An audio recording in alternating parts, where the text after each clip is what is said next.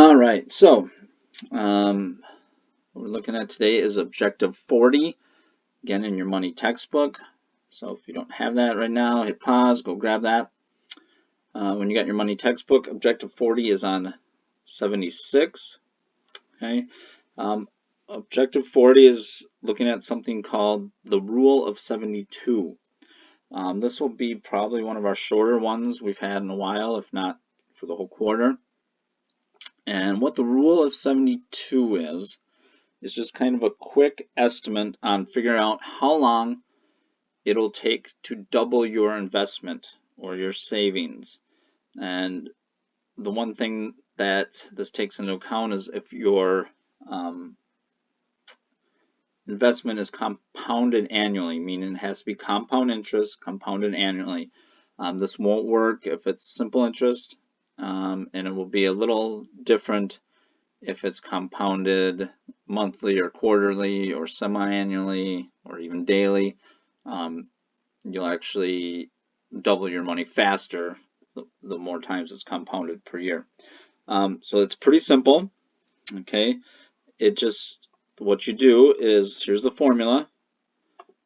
72 is always a part of the formula, divided by, and I used a capital R, and it still means interest rate, but the one thing that's different is you do not change it to a decimal. In almost everything we've done lately, we change interest rate to a decimal, but here you're just going to leave it.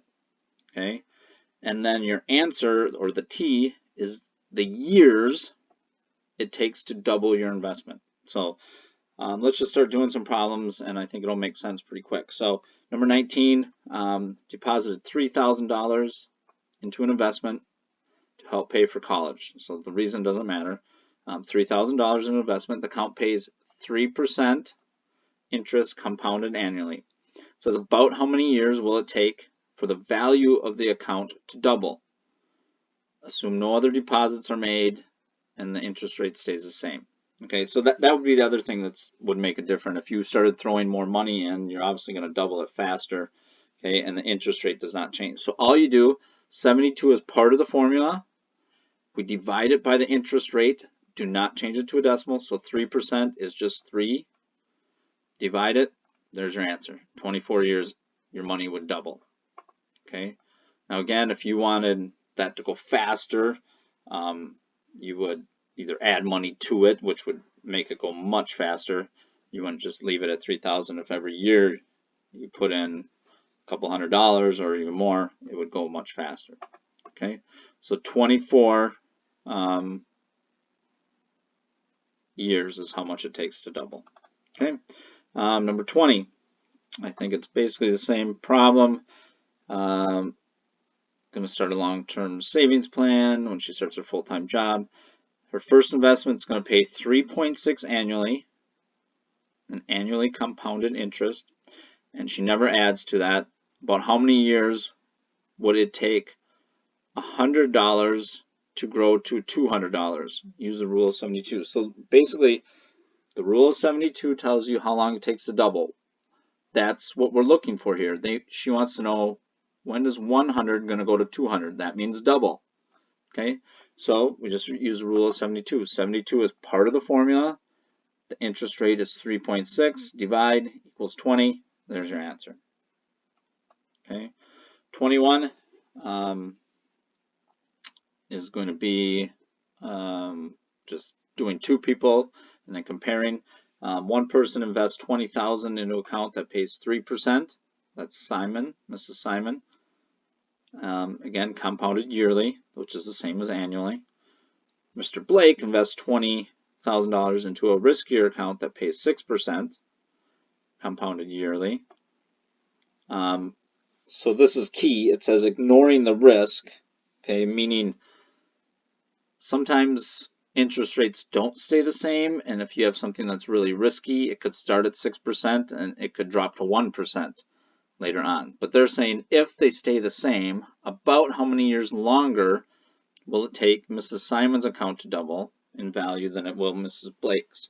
Okay, so that's one of the key things here. The question is, how many more years does it take for Mrs. Simon? So rule of 72, 72 is part of it. Her percent is 3, so divide, it'll take hers 24 years.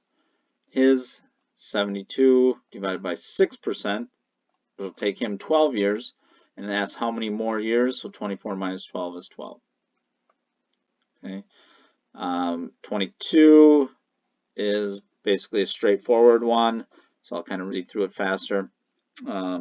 He's got $2,000. He's going to put in something with 4.7 annually compounded interest. He's not going to add to it. The rate stays the same. About how long will it take the account to reach a value of $4,000? Okay, again, if he started at $2,000 and they want to know when it reaches the $4,000, that is double.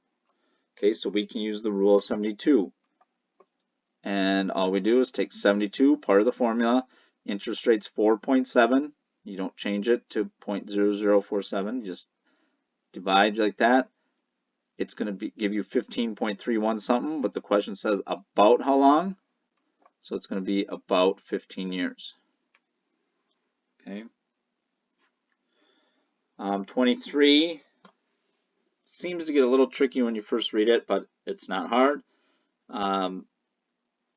This person puts $2,100 in investment, pays 3.8% interest compounded annually. At that rate, about how many years must she wait for her original investment to double in value and then double again to be worth 4 times its original value? Okay, so basically there's a couple different ways you could do this.